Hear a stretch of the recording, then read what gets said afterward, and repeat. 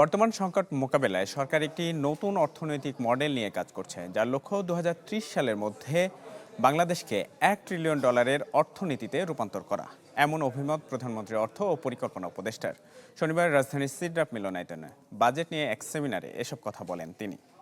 নগদ নিয়ে এলো হার না মানা হার অফার। সর্বনিম্ন 10,000 টাকা রেমিটেন্স নগদে পাঠালে থাকছে স্বর্ণের হার জেতার সুযোগ। গেল 1.5 দশকের অনিয়ম দুর্নীতিতে বিপর্যস্ত দেশের অর্থনীতি, যাকে বাগে আনাই বর্তমান সরকারের বড় চ্যালেঞ্জ। এমন অবস্থার মধ্যেই আসছে নতুন বছরের বাজেট, যেখানে জোর দিতে হবে ব্যাংকিং খাতে সুশাসন ফেরানো, প্রকল্প ব্যবস্থাপনায় স্বচ্ছতা আনার মতো পদক্ষেপে। এমন আলোচনা নতুন করে উঠে এলো চর্চার এই অনুষ্ঠানে। বক্তারা বলেন, দেশের বর্তমান 27.5% কর্পোরেট কর বাংলাদেশকে পিছিয়ে দিচ্ছে প্রতিযোগী দেশগুলোর তুলনায়। নতুন বিনিয়োগ ও কর্মসংস্থান তৈরিতে দরকার কর কাঠামোর বড় ধরনের সংস্কার। বলা হয়, আমদানি রপ্তানি বাণিজ্যের বড় সমস্যা বন্দরের সংকট।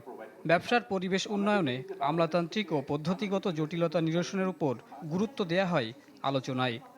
আনএক্সেপ্টেবল যে আমরা $40 বিলিয়ন রপ্তানি করতে চাই, কিন্তু আমাদের কাঁচামাল রাখার গুদাম এখন পর্যন্ত এয়ারপোর্টে আমরা করতে পারি। তো আমরা আশা করবো যে এখানে একটা আমরা নির্দেশনা পাবো। এই যে বেআইনি আইন দ্বারা টাকা হাতিয়ে নেওয়ার ব্যবস্থা করে রাখা হয়েছে, এটাকে যেন পরিবর্তন করা হয়। কর প্রশাসনের আধুনিকায়ন, কৃষি ও শিল্প খাতে উৎপাদনশীল বিনিয়োগ বৃদ্ধি, আর্থিক খাতের সুশাসন এবং দীর্ঘমেয়াদী নীতিগত স্থিতিশীলতা নিশ্চিতের কথা জানান পরিকল্পনা প্রতিমন্ত্রী। আর প্রধানমন্ত্রীর অর্থ পরিকল্পনা উপদেষ্টা জানান, ঢেলে সাজানো হচ্ছে অর্থ ব্যবস্থা, যার লক্ষ্য 2030 সালের মধ্যে $1 ট্রিলিয়ন অর্থনীতি গড়া।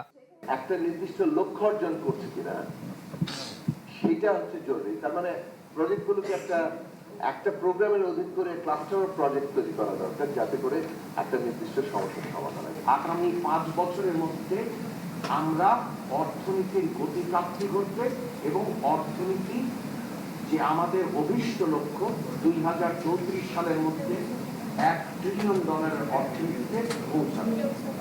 নতুন বছরের বাজেটে বিনিয়োগ বান্ধব নানা পদক্ষেপের কথাও উঠে আসে আলোচনায়। মোহাম্মদ শফিক, চ্যানেল 24, ঢাকা।